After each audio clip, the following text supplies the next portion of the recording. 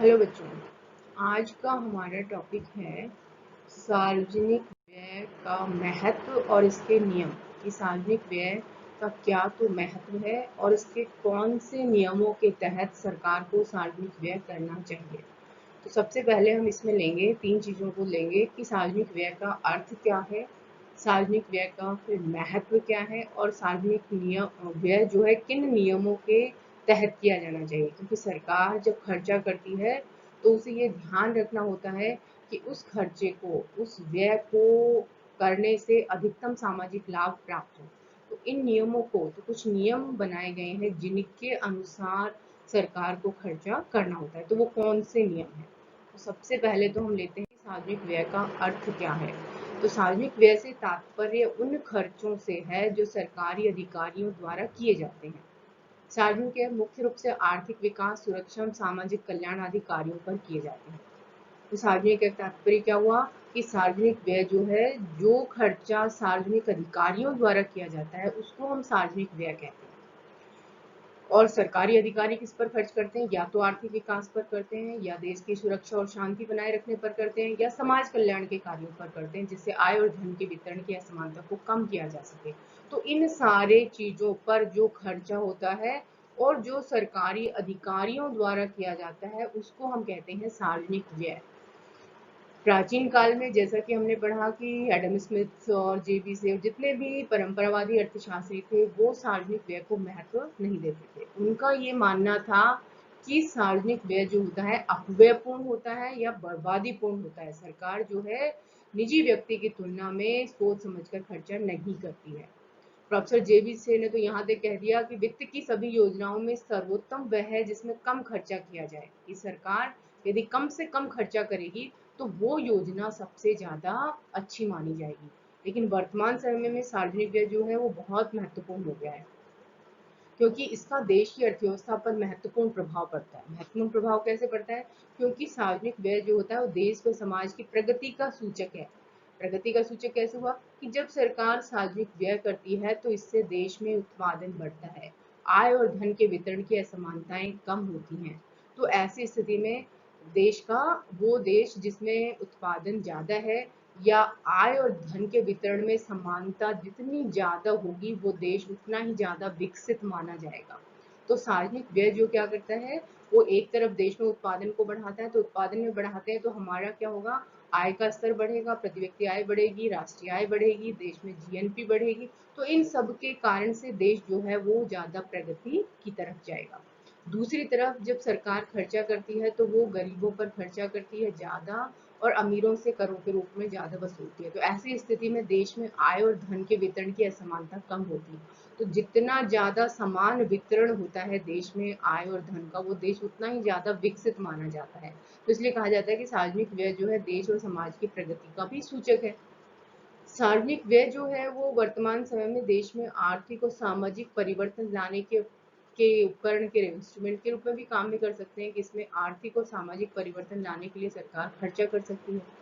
और प्रोफेसर प्लेहन ने सार्वजनिक व्यय का महत्व बताते हुए कहा है कि व्यय आय को एकत्रित करने तथा अन्य वित्तीय क्रियाओं का मुख्य उद्देश्य साधन है।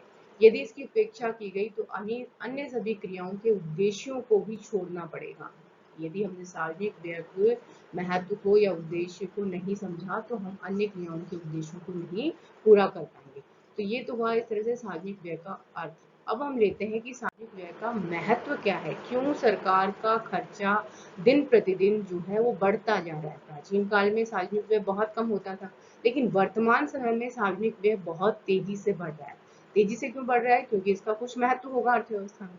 तो हम ये जाने कि सार्वजनिक व्यय का महत्व क्या है अर्थव्यवस्था में। तो सबसे पहले, जैसे हमने पहले भी पढ़ा कि सार्वजनिक व्यय जो आर्थिक प्रगति का सूचक माना जाता है, क्योंकि सार्वजनिक व्यय के कारण देश में उत्पादन बढ़ता है और आय और धन के वितरण की असमानता होती है। तो पहला इन्होंने लिया है आर्थिक विकास। कि सार्वजनिक व्यय जो है आर्थिक विकास को गति देने में सहयोगी होता है। इसकी सहायता से लोक उपक्रमों का संचालन किया जाता है। आर्थिक प्रगति या आर्थिक विकास को गति कैसे देता है?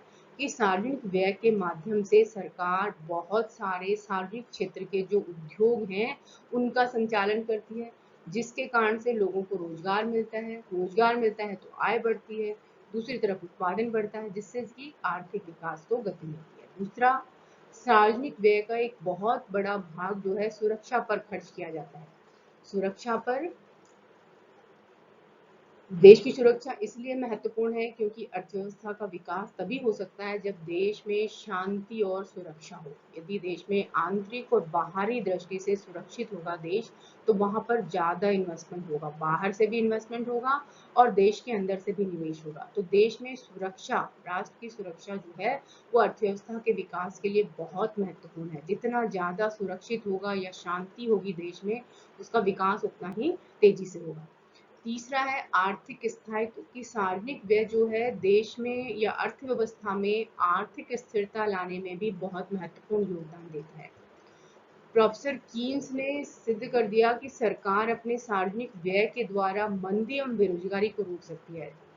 जब परंपरावादी अर्थशास्त्री थे उस समय वो मानते थे कि सरकार को आर्थिक क्षेत्र में हस्तक्षेप नहीं करना चाहिए क्योंकि सरकार का व्यय जो है बर्बादी पूर्ण होता है। लेकिन जब 1930 में महामंदी आती है, उस समय प्रोफेसर कीन्स ने यह सिद्ध कर दिया कि इस समय यदि सरकार ने अर्थव्यवस्था में हस्तक्षेप नहीं किया, यदि सरकार ने निवेश नहीं किया, तो ना तो रोजगार बढ़ेगा और ना ही आय बढ़ेगी, न लोग वस्तुओं की मांग करेंगे, और यदि वस्तुओं की मांग नहीं करेंगे तो अर्थव्यवस्था में मंदी को हम दूर नहीं कर सकते। मंदी का तात्पर्य क्या है कि कीमतें बहुत कम हैं लेकिन फिर भी उसको खरीदने के लिए लोग आगे नहीं आ रहे हैं। वस्तुओं को खरीदने के लिए उस कम कीमत पर भी हमारे पास ग्राहक नहीं है, मतलब उनकी क्रय शक्ति बहुत कम हो गई है। क्रय शक्ति कम होने का मतलब आय बहुत कम हो गई है।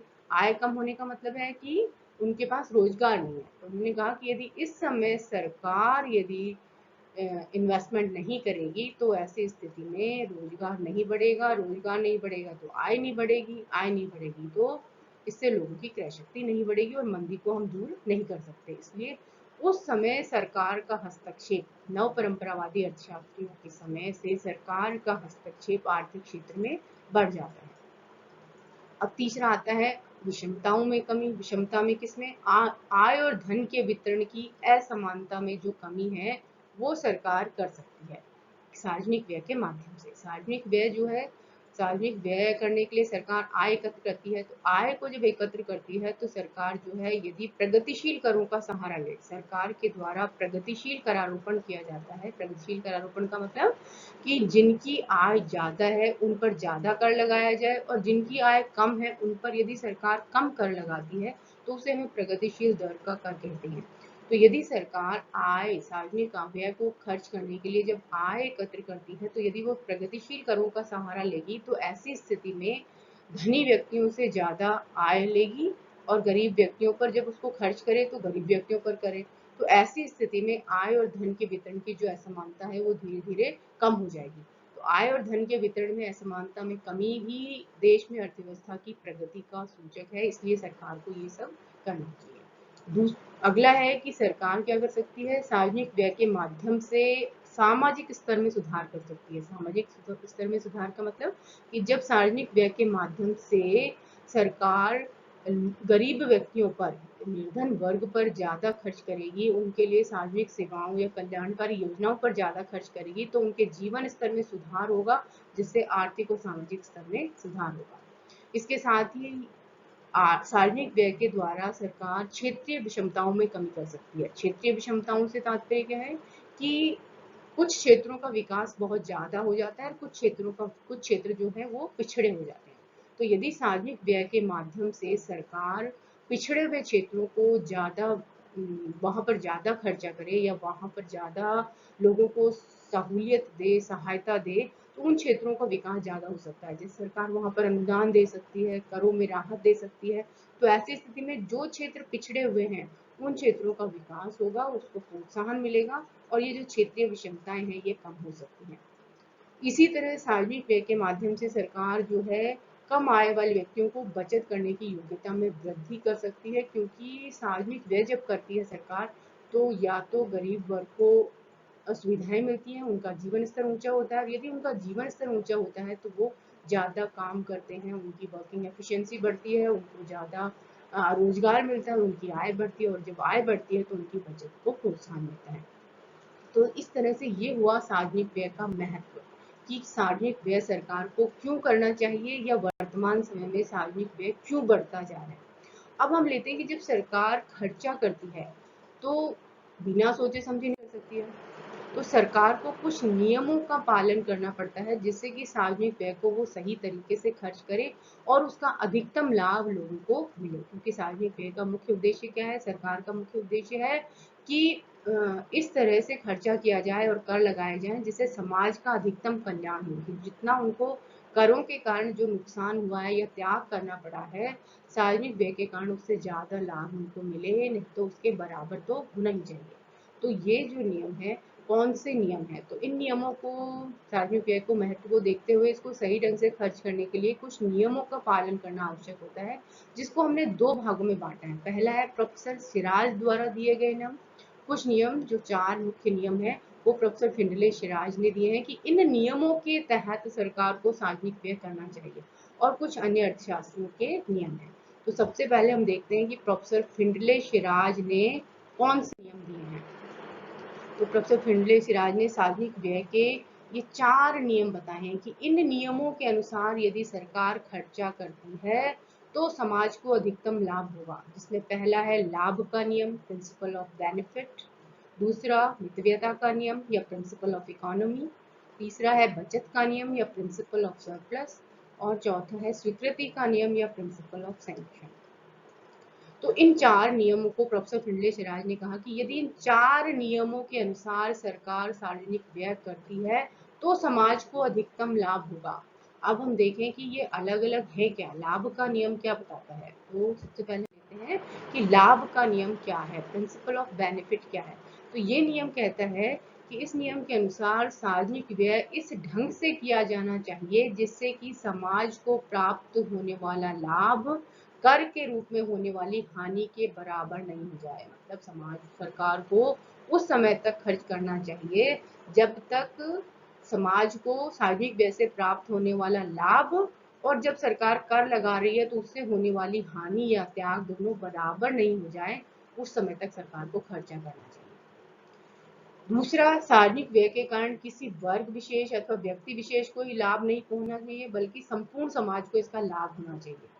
और सार्वजनिक व्यय के माध्यम से अधिकतम व्यक्तियों को अधिकतम सुख मिलना चाहिए, अधिकतम कल्याण होना चाहिए। तो यदि इस तरह से सरकार खर्चा करेगी तो समाज को अधिकतम लाभ होगा और इससे अर्थव्यवस्था का विकास होगा।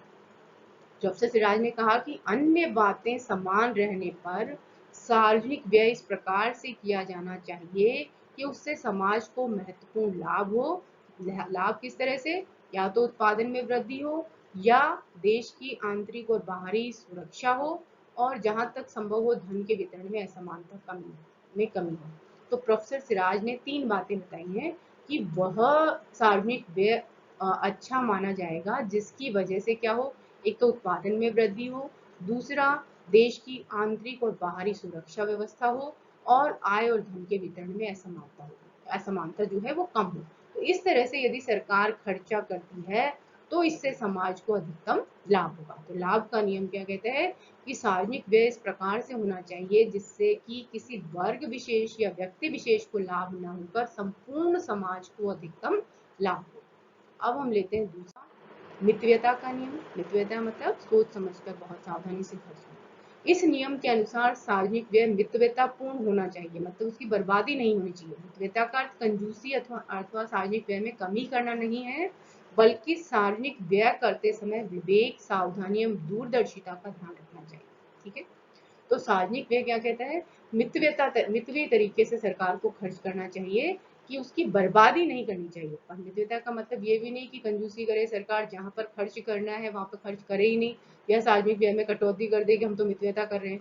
ऐसा नहीं करना चाहिए। सरकार को सोच समझकर बहुत अच्छे से जहां जरूरत है वहां पर खर्चा करना चाहिए। ये देखना चाहिए कि यहाँ पर खर्चा करने से लाभ कितना होगा। यदि वहां खर्चा करने से, उस क्षेत्र पर खर्चा करने से ज्यादा लाभ होता है तो वहां पर सरकार को अवश्य ही खर्चा करना चाहिए। तो सरकार को बहुत सोच समझकर खर्च करना चाहिए। अब लेते हैं बचत का नियम। इस नियम के अनुसार सार्वजनिक व्यय की मात्रा किसी भी देश में आय से अधिक नहीं होनी चाहिए। सरकार को इस बात का प्रयत्न करना चाहिए कि सार्वजनिक व्यय सार्वजनिक आय से अधिक न हो पाए। प्रोफेसर फिंगलिश राज ने क्या कहा कि जैसे निजी व्यक्ति जो है वो अपनी आय से कम खर्चा करने की कोशिश करता है, कि वो कभी भी अपनी आय से ज्यादा खर्चा नहीं करता, वो भविष्य के लिए बचाने की कोशिश करता है, उसी तरह सरकार को भी सार्वजनिक व्यय करते समय इस नियम को ध्यान में रखना चाहिए कि जितनी उसकी आय है उससे ज्यादा खर्चा सरकार को नहीं करना चाहिए। प्रोफेसर सिराज ने कहा कि सार्वजनिक अधिकारियों को अपनी आय की प्राप्ति तथा सामान्य नागरिकों की भांति करनी चाहिए। व्यक्तिगत व्यय के समान ही सरकार को भी संतुलित बजट की सामान्य नीति का पालन करना चाहिए। ठीक है, लेकिन वर्तमान समय में हम देख रहे हैं कि हमेशा सरकार जो है पहले खर्चे की योजना बनाती है और फिर उसके आधार पर आय प्राप्त करती है। इसलिए सरकार का बजट कभी भी बचत का नहीं होता, वो हमेशा घाटे का ही रहता है, जिसमें सरकार अलग अलग तरीकों से उस घाटे को पूरा करने की कोशिश करती है। परंतु प्राचीन काल में क्योंकि अर्थशास्त्री क्या कहते थे कि सरकार जो है वो बर्बादीपूर्ण खर्चा करती है, इसलिए वो कहते थे कि व्यय जो है वो बचत का होना चाहिए, कि सरकार को अपनी आय से अधिक कभी भी खर्चा नहीं करना चाहिए। अब हम लेते हैं चौथा इसका नियम सिराज का है स्वीकृति का नियम। स्वीकृति का नियम ये कहता है कि जिस मद के लिए या जिस कार्य के लिए जितनी मात्रा में धन की स्वीकृति मिली है उस कार्य पर ही उतनी ही मात्रा में खर्चा करना चाहिए। मतलब बिना वजह सरकार को ना तो ज्यादा करना चाहिए और ना ही कम करना चाहिए, और ना जिस चीज की स्वीकृति नहीं मिली है उस पर खर्चा नहीं करना चाहिए। इस नियम के अनुसार सार्वजनिक आय का कोई भी भाग उचित अधिकारी की स्वीकृति के बिना खर्च नहीं किया जाना चाहिए। इस सिद्धांत का उद्देश्य है कि जो राशि खर्च की जा रही है उसकी आवश्यकता की उचित अधिकारियों द्वारा जांच की गई है अथवा नहीं। मतलब जो खर्चा सरकार के द्वारा या सार्वजनिक अधिकारियों के द्वारा खर्च किया जा रहा है उसकी स्वीकृति प्राप्त होनी चाहिए कि इस कार्य के लिए, क्योंकि स्वीकृति तभी मिलती है जब उसकी जांच होती है कि इस कार्य के लिए इस धन की आवश्यकता है। यदि उसकी जांच हो जाती है उसके बाद सरकार जो है स्वीकृति देती है कि इस कार्य पर खर्च होना चाहिए। तो फिंगलिश राज क्या कहते हैं कि इससे क्या होगा, सार्वजनिक व्यय की बर्बादी नहीं होगी, क्योंकि जिस कार्य की जांच हो गई है कि इस कार्य पर धन की खर्च करने की आवश्यकता है तो धन उसी कार्य पर खर्च होगा, जिससे अर्थव्यवस्था का विकास होगा, उस क्षेत्र का विकास होगा, और उस क्षेत्र का विकास होगा तो अर्थव्यवस्था का विकास होगा, लोगों को रोजगार मिलेगा, उनकी आय बढ़ेगी, उनकी क्रय शक्ति बढ़ेगी। तो जहां पर खर्चा आवश्यक है केवल उसी क्षेत्र पर सरकार को खर्चा करना चाहिए। ये तो हो गए थे फिंडले सिराज के 4 नियम। पहला लाभ का नियम, दूसरा उनका मितव्ययता का नियम, तीसरा बचत का नियम, और चौथा उनका था कि स्वीकृति का नियम होना चाहिए कि जिस कार्य के लिए स्वीकृति मिले उसी कार्य पर खर्च होना चाहिए। अब कुछ और नियम है जो अन्य अर्थशास्त्रियों ने दिए हैं। तो सार्वजनिक व्यय के जो अन्य नियम उनमें 3 मुख्य हमने लिए हैं। पहला लोच का नियम, प्रिंसिपल ऑफ इलास्टिसिटी, उत्पादकता का नियम, प्रिंसिपल ऑफ प्रोडक्टिविटी, न्यायोचित वितरण का नियम, प्रिंसिपल ऑफ इक्विटेबल डिस्ट्रीब्यूशन। तो ये 3 नियम और अर्थशास्त्रियों ने दिए हैं फिंडले सिराज के अलावा। तो अब इनको देखते हैं कि पहला लेते हैं हम लोच का नियम। तो लोच का नियम क्या कहता है? लोच के नियम का अर्थ है कि सार्वजनिक व्यय इस प्रकार होना चाहिए जिसमें आवश्यकता के अनुसार परिवर्तन किया जा सके। इस सिद्धांत का कहना है कि सार्वजनिक व्यय की नीति ऐसी होनी चाहिए जो देश की बदलती हुई परिस्थितियों के साथ स्वयं को परिवर्तित कर सके, अर्थात देश की आवश्यकताओं और परिस्थितियों के अनुसार सरकारी खर्च में कमी और वृद्धि करना संभव हो सके। मतलब जिसे संकट के समय बढ़ाया जा सके और आवश्यकता के अनुसार कम किया जा सके। तो लोच का नियम क्या कहता है कि सार्वजनिक व्यय जो है उसमें लोच होनी चाहिए, फ्लेक्सिबिलिटी होनी चाहिए कि उसे देश की परिस्थिति या आवश्यकता के अनुसार उसमें हम परिवर्तन कर सकें। जब हमें ज्यादा खर्चे की आवश्यकता है तो हम उसको बढ़ा सकें, और जब कम खर्चे की आवश्यकता है तो हम उसको कम कर सकें। तो लोच का नियम कहता है कि सार्वजनिक व्यय में इतनी लोच होनी चाहिए, इतना लोचपूर्ण होना चाहिए कि जब हमारे देश में संकट है या हमें बहुत ज्यादा धन की आवश्यकता है तो हम ज्यादा खर्चा कर सके, और जब हमें कम जरूरत है तो हम उसको कम खर्चा कर सके। तो यदि सार्वजनिक व्यय लोचपूर्ण होगा तो इससे समाज को अधिक लाभ होगा, क्योंकि जिस समय समाज को ज्यादा आवश्यकता है उस समय सरकार ज्यादा खर्चा करेगी, और जिस समय कम आवश्यकता है उस समय सरकार कम खर्चा कर पाएगी। इसलिए सार्वजनिक व्यय में लोच होनी चाहिए। अब है दूसरा उत्पादकता का नियम, प्रिंसिपल ऑफ प्रोडक्टिविटी। उत्पादकता का नियम क्या कहता है? इस नियम के अनुसार सार्वजनिक व्यय नीति ऐसी होनी चाहिए जो कि संपूर्ण रूप से देश के उत्पादन को प्रोत्साहित करे। मतलब ऐसी व्यय नीति होनी चाहिए जो देश में उत्पादन को बढ़ावा दे।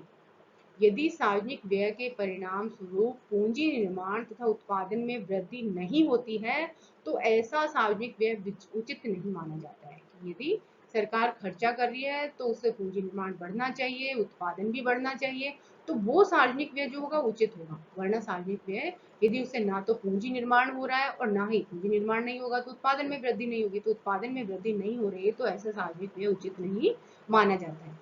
इस नियम के अनुसार अधिकतर सरकारी व्यय उत्पादन तथा विकास संबंधी कार्यों पर करना चाहिए। अल्प विकसित और विकासशील देशों के लिए नियम बहुत उपयुक्त है क्योंकि इन देशों में सरकारी सेवाओं की उपज में तथा सामुदायिक उपभोग की सेवाओं में वृद्धि करने के लिए सरकारी खर्च में व्यापक विस्तार की आवश्यकता होती है। तो प्रिंसिपल ऑफ प्रोडक्टिविटी या उत्पादकता का नियम क्या कहता है? ये नियम ये कहता है कि सार्वजनिक व्यय इस प्रकार से होना चाहिए जो कि देश में उत्पादन को प्रोत्साहित करे। उत्पादन को प्रोत्साहित कैसे करेगा?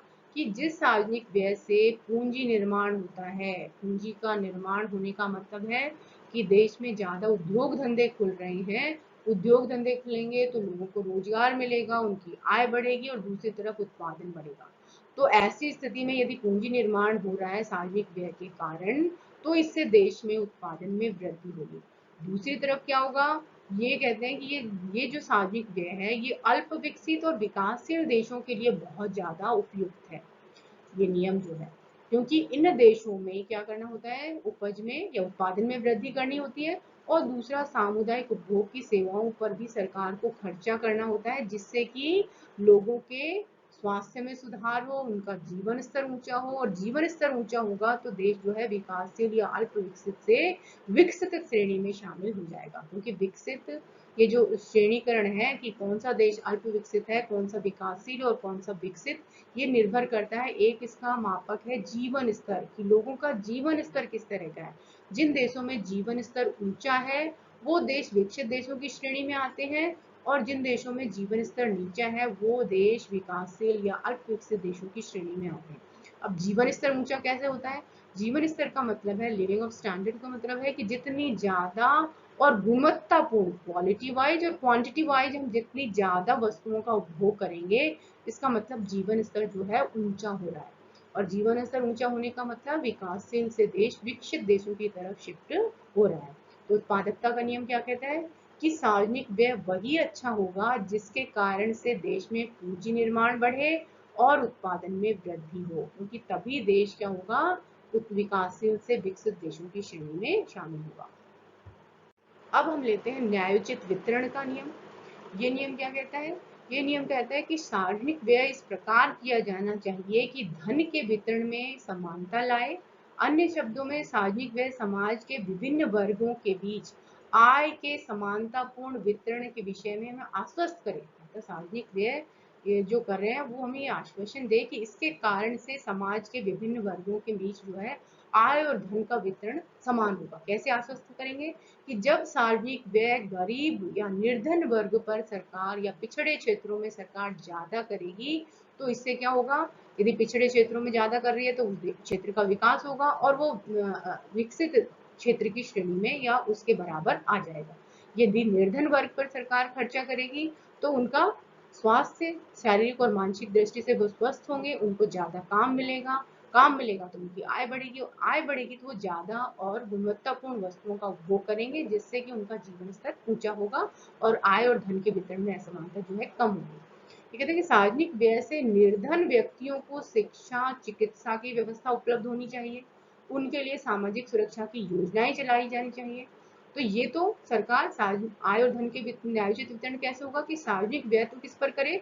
सरकार निर्धन वर्ग की शिक्षा, चिकित्सा, समाज कल्याण की योजनाओं पर सरकार खर्चा करे और जब सार्वजनिक आय प्राप्त करे, इस व्यय को खर्च करने के लिए जब सरकार आय को प्राप्त करे तो क्या करना चाहिए? निर्धन व्यक्तियों के स्थान पर धनी व्यक्तियों की सुविधाओं के लिए व्यय होता है तो समाज में धन के वितरण में असमानता और बढ़ेगी तथा ऐसा सार्वजनिक व्यय न्यायपूर्ण नहीं होगा। जहाँ कि यदि सरकार सार्वजनिक व्यय को निर्धन वर्ग की शिक्षा, चिकित्सा और समाज कल्याण की योजनाओं पर खर्चा करती है तो आय और धन के वितरण में समानता बढ़ेगी।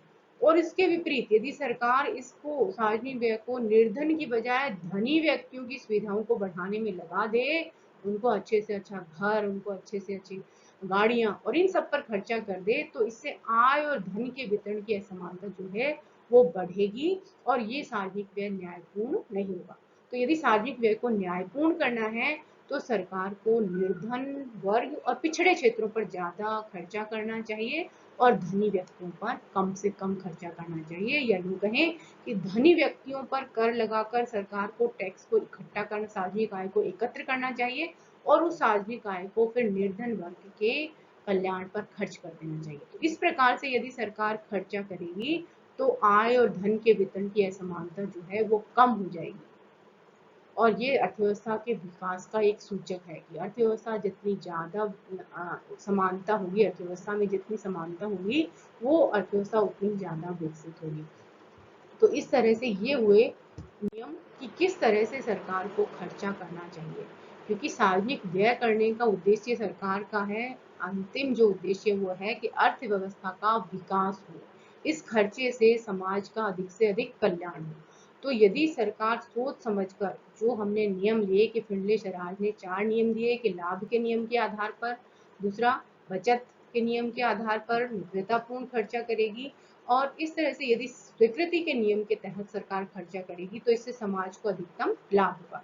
फिर इसके अलावा यदि सरकार लोच के नियम को ध्यान रखे कि अपनी परिस्थितियों के अनुसार उसको कम और ज्यादा कर सके तो वो तो भी देश का विकास होगा। इसके साथ जो सरकार खर्चा कर रही है उससे अर्थव्यवस्था में उत्पादकता बढ़नी चाहिए, व्यक्ति की और अर्थव्यवस्था में मतलब वस्तुओं का उत्पादन बढ़ना चाहिए, जिससे भी क्या होगा, देश का विकास होगा।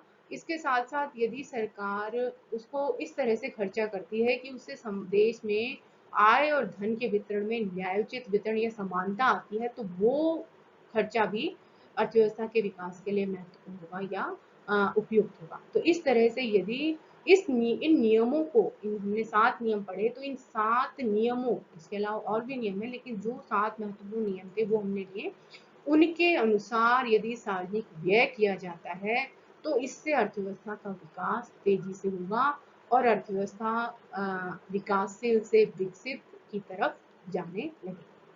तो ये हुआ हमारा सार्वजनिक व्यय का महत्व और सार्वजनिक व्यय किन नियमों के तहत सरकार को क्या करना चाहिए। Thank you.